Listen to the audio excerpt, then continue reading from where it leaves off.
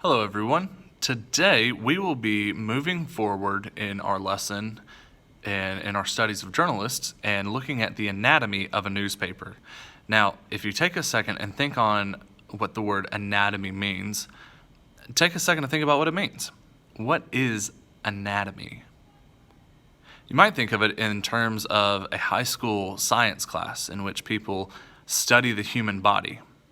Well, that's because anatomy talks about the layout of a thing, of whatever it is that you might be studying.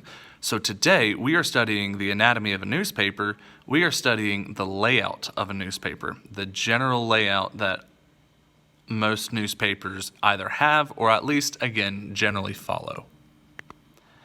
Now, we need to go over various sections of a newspaper and various features of a story in a newspaper. So let's talk about the different sections of a newspaper. Newspapers are all divided into different sections, and each contains specific types of stories.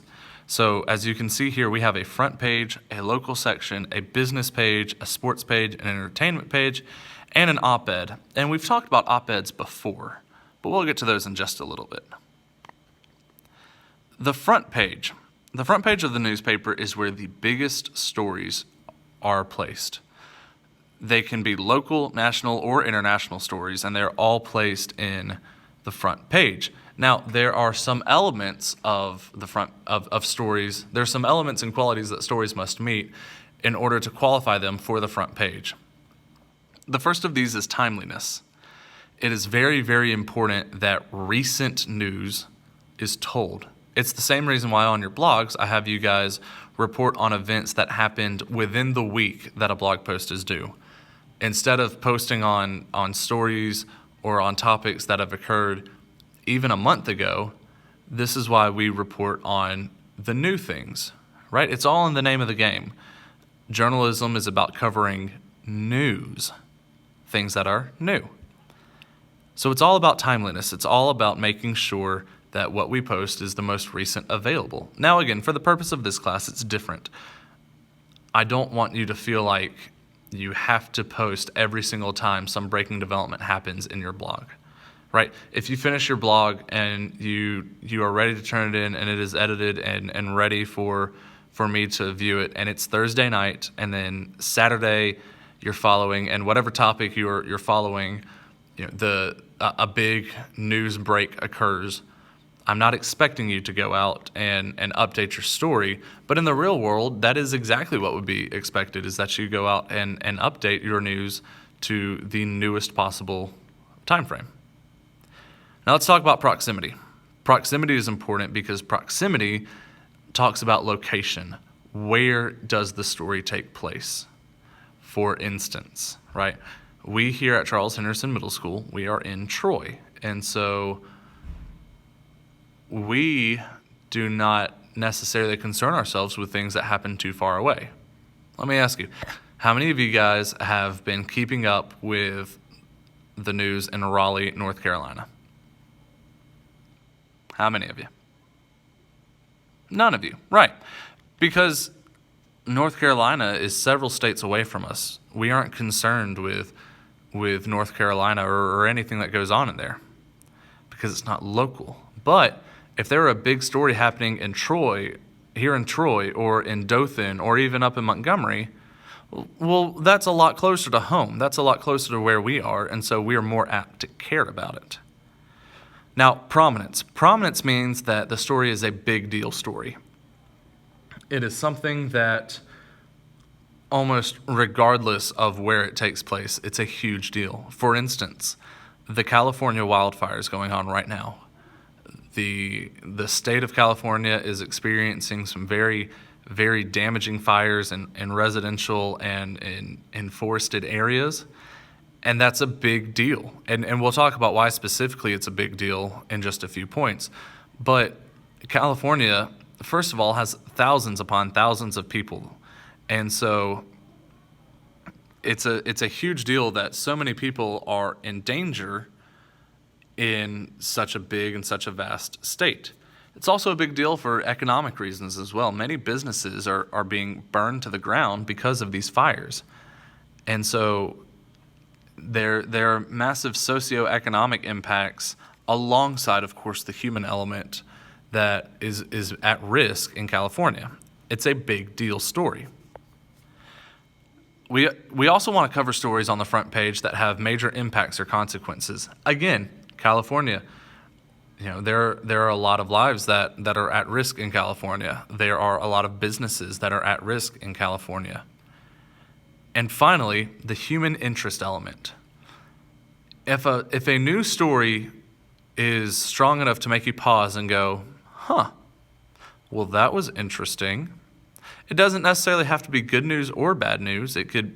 As far as it doesn't have to be one or the other, so long as it makes you pause and think, well, that's cool or that's interesting, that could warrant the front page. For instance, let's pull California back into this. California goes through droughts all the time. It is a very dry state. And so a fire in California is nothing new.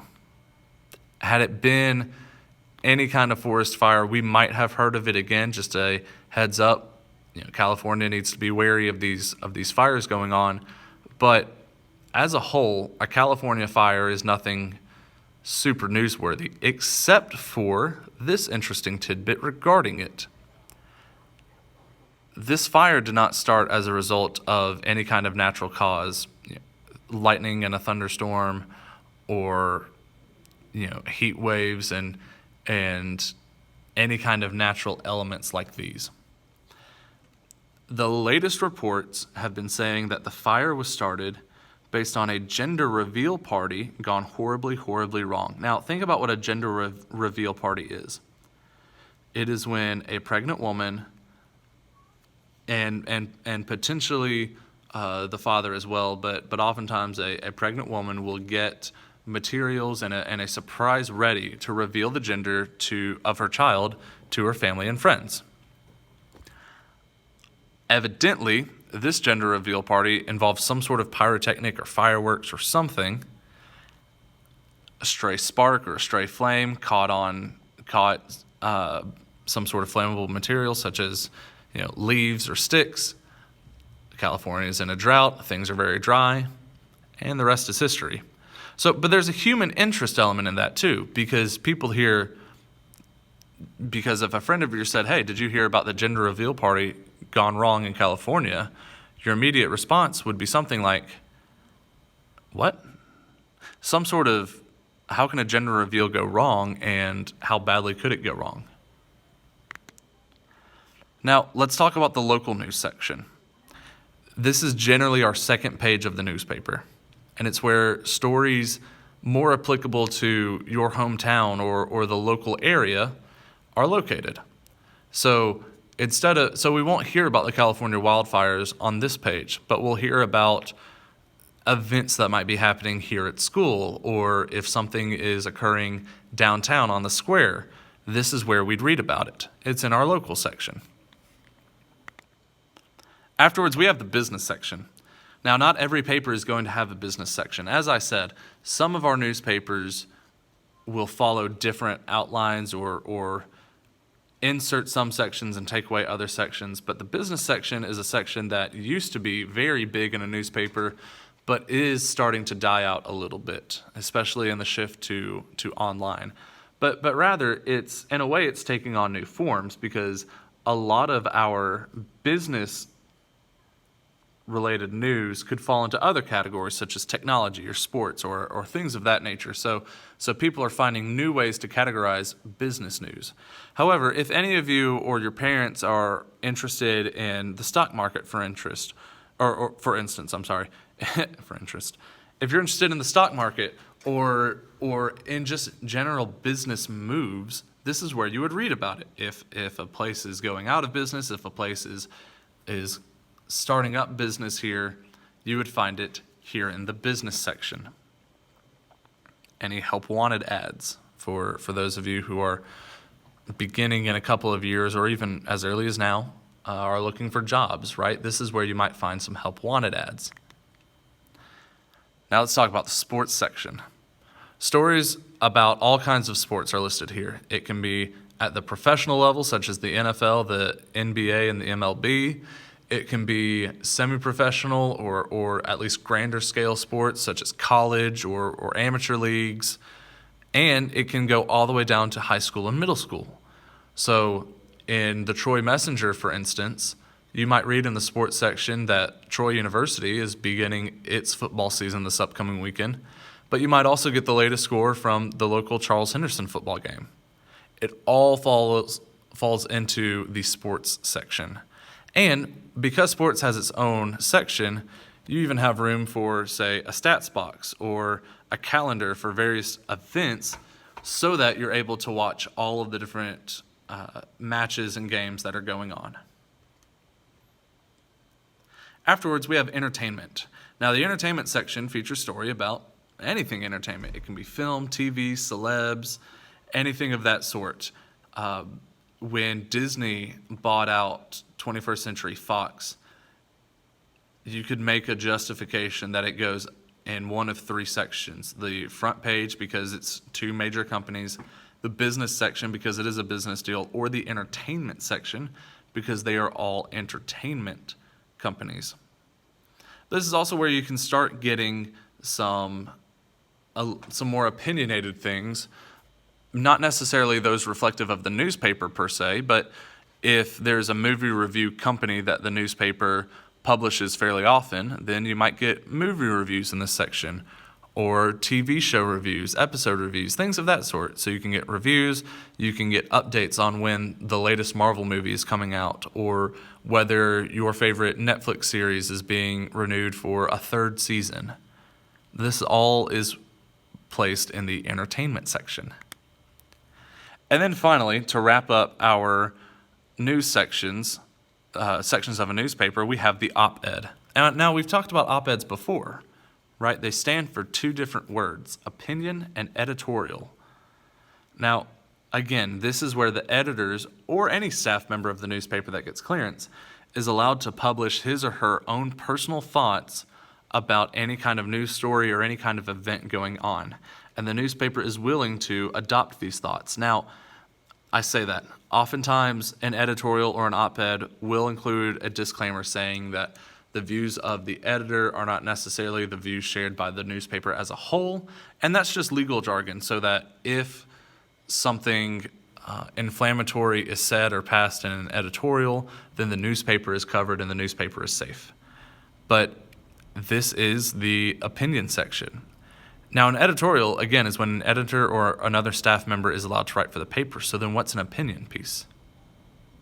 Well, an opinion piece is written when a guest is allowed to write for the newspaper, if you will.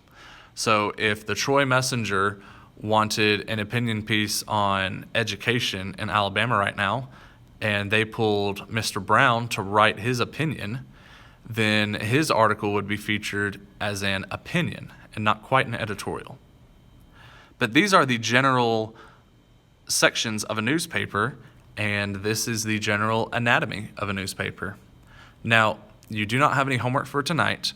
I want you to continue studying for your quiz, which will be released tomorrow. Your quiz will be the only thing covered that we will do tomorrow, and you will, again, have about 36 hours to complete it, just like you do other assignments.